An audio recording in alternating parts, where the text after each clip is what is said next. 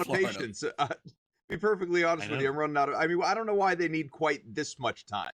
Everything happened on the weekend, Yeah. Saturday and Sunday. It's not like there's been anything. It's strange. Like there used to be kind of the, your reward, so to speak, for not being named an all-star, even though everyone wants to be named an all-star, is you do get that elongated break. But now, if you're going to have the all-star stuff happening over the course of Friday, Saturday, Sunday, but then still not resume your season until Thursday, it sort of feels like we're giving the all-stars a break as well. And that's just disingenuous to the process. I don't like it. Get back to work.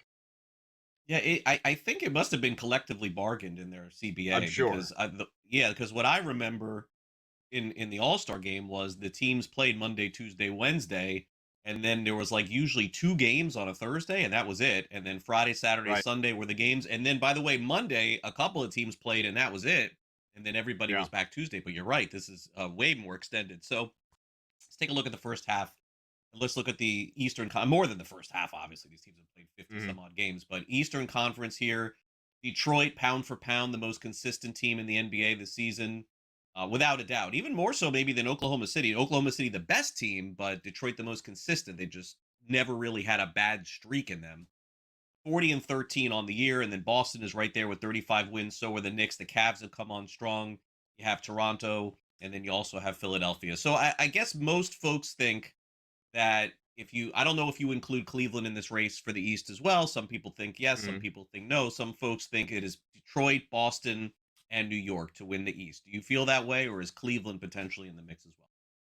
I think Cleveland's in the mix simply because they've improved ever so slightly. Very small sample size, obviously, since getting rid of Darius Garland, who for whatever reason it wasn't working with him this year. And I know he's been a big part of what they've done in the past, but I was looking at numbers earlier, and I think 21-8, something along those lines this year without him, whereas a 500 record with him. So they get rid of him. They bring in James Harden, who, as we know, is this just perennial loser in terms of, not accomplishing things at the highest levels of the NBA on a team level. Individually, of course, he's done basically everything one could do, but on a team level, he hasn't. And now there's a little bit of, team hopping, whether it's ring chasing or just being disgruntled in his various environments. Hard for me to say. But the Cavs are off to a 3-0 start since his arrival. So, Evan Mobley should be coming back from his injury soon as well. If they can string wins together, if the Knicks and Celtics continue to vie as they are, obviously, for the Atlantic, I think that, ultimately, while the Cavs do belong in the conversation, the Pistons are the team to look at because you brought it up in comparison to the Thunder. OKC got off to that otherworldly start, 24-1, whatever it was, despite the fact that the Thunder really haven't been fully healthy all year long. There's just every game, it feels like there's somebody influential or multiple somebodies who are out of the lineup. So we still haven't seen OKC 50 plus games into the year at their best, the championship version that they were last year.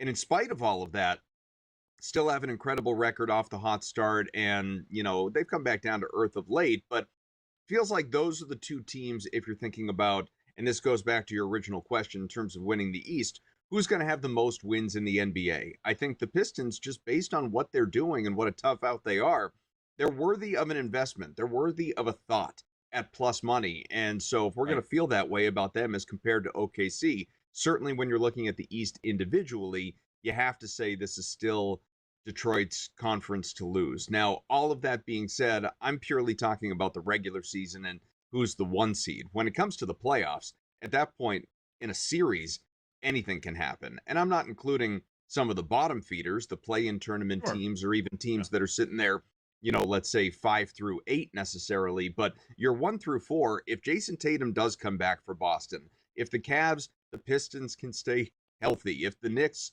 are just continually a team that, really has a lot of tenacity and physicality and aggression and all of that stuff, and just continues to be, again, a tough out, to use that phrase, there's, either any of those 4 teams ultimately could represent the Eastern Conference. Agreed. Now, in the West, it's maybe a little bit more clear cut as far as who can win the conference, because Oklahoma City's the best team and the Spurs have had their number. If you want to take a step beyond that, Denver with Jokic obviously would be much better than 35-20 on the season, but that's kind of where they are. And I don't really think anybody thinks that Houston is going to win the conference. Could they upset someone and get to the Western Conference Finals? Yes, I think that's in play. Then you have the Lakers and the Timberwolves, and I think I have a ton of confidence of them winning the conference. So I can't rule out Denver. They have arguably the best or second best player in the NBA, and the Spurs have the number of the Thunder. So is it worth a dart throw just taking San Antonio and hoping they face Oklahoma City? Because I think Denver, by the way, would beat San Antonio in the West. To your point, if we're talking about who ultimately wins the West in the playoffs, reaches the NBA Finals, to me it is those three teams. You know, I'm kind of in the wake of this Kevin Durant burner stuff going on, waiting for the Houston Rockets to implode. I don't take the Lakers all that seriously. To me, they're just too old. And then the Timberwolves, yeah, they've been in the Western Conference Finals each of the last couple of years, but there's just only so much Anthony Edwards is going to be able to do, not on his own. There's other players on that team of talent, I realize, but it's a top-heavy conference, and that top tier are those three teams that you mentioned. And so Oklahoma City, to me, and I would think to anyone, is still the rightful favorite to win that conference and win the championship for that matter and repeat if it can get healthy at the right time. We haven't seen it. Again, Jalen Williams missed a huge stretch to begin the year. Now we've seen SGA out or Holmgren out and on and on. They're not themselves of yet, despite the record. And you outlined it, and I brought this up a number of times before as well. For whatever reason, San Antonio, Wemby or no Wemby, they have just owned Oklahoma City. There's just something about this matchup that goes, beyond the alien, that they have been able to have their number and control. And then when it comes to Jokic, I mean, I thought Oklahoma City was going to lose to Denver in the playoffs last year. And I'm almost always, just going to lean in pretty heavily on Jokic and the Nuggets so long as he has some representative pieces around him, because again, he is the best player in the NBA. He's not the MVP this year, but to me, he is the best player in the NBA, and I'm just never going to count a team that is led by Jokic out. And so I think it's tough. I think it's really tough to watch those three teams, potentially beat the hell out of each other. Now, if you do want to lean in on the old Phil Jackson adage of,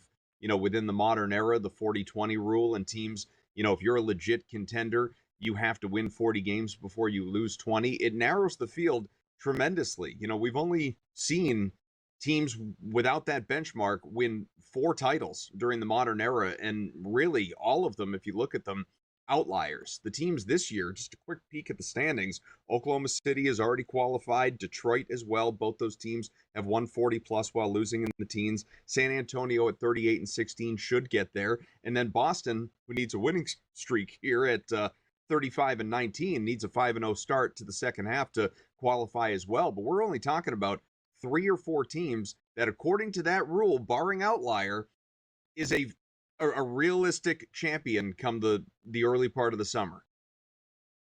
NBA's MVP, Adam, down the stretch we go here. SGA is minus 190.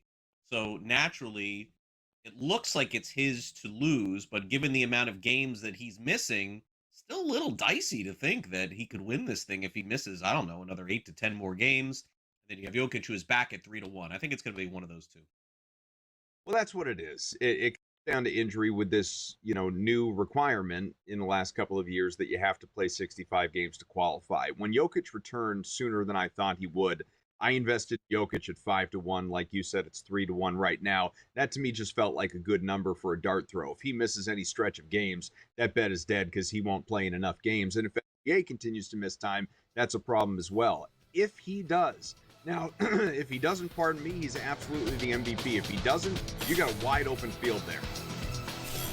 Thanks, Adam, for coming on. We'll talk soon.